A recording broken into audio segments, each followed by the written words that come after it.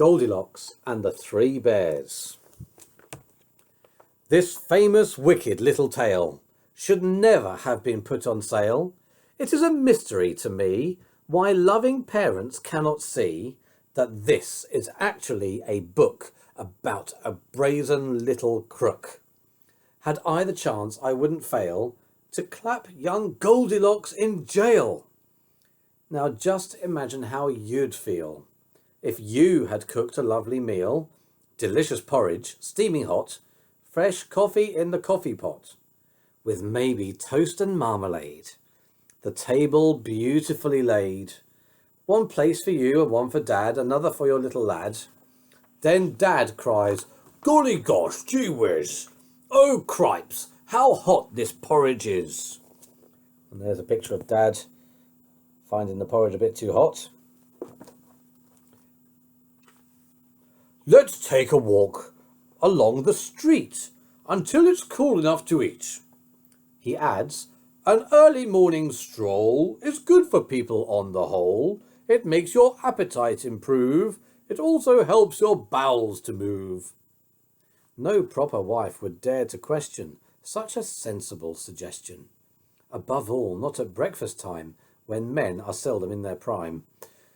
No sooner are you down the road than Goldilocks, that little toad, that nosy, thieving little louse, comes sneaking in your empty house. She looks around, she quickly notes 3 bowls brimful of porridge oats.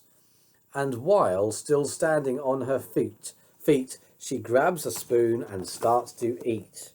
And there she is, eating the porridge. What a thief. I say again, how would you feel if you had made this lovely meal and some delinquent little tot broke in and gobbled up the lot?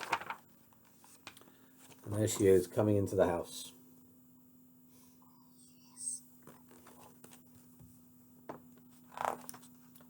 But wait, that's not the worst of it. Now comes the most distressing bit. You are, of course, a house-proud wife, and all your happy married life you have collected lovely things, like gilded cherubs wearing wings, and furniture by Chippendale, bought at some famous auction sale. But your most special valued treasure, the piece that gives you endless pleasure, is one small children's dining chair, Elizabethan, very rare. It is in fact your joy and pride, passed down to you on Grandma's side. But Goldilocks, like many freaks, does not appreciate antiques. She doesn't care, she doesn't mind, and now she plonks her fat behind upon this dainty precious chair, and crunch, it busts beyond repair. There's a picture of Goldilocks sitting on a little chair and breaking it. A nice girl would at once exclaim, "Oh dear, oh heavens, what a shame!" Not Goldie. She begins to swear. She bellows, "What a lousy chair!"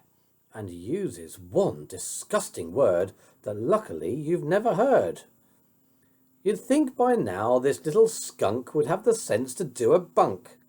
But no, I very much regret. She hasn't nearly finished yet.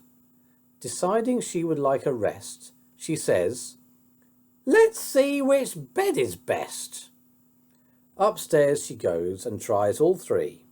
Here comes the next catastrophe. Most educated people choose to rid themselves of socks and shoes before they clamber into bed, but Goldie didn't give a shred. Her filthy shoes were thick with grime and mud and mush and slush and slime.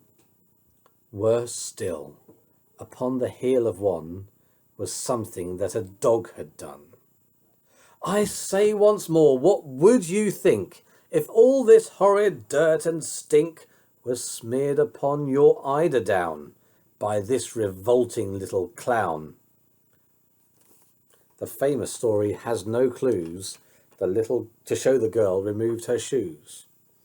Oh, what a tale of crime on crime. Let's check it for a second time.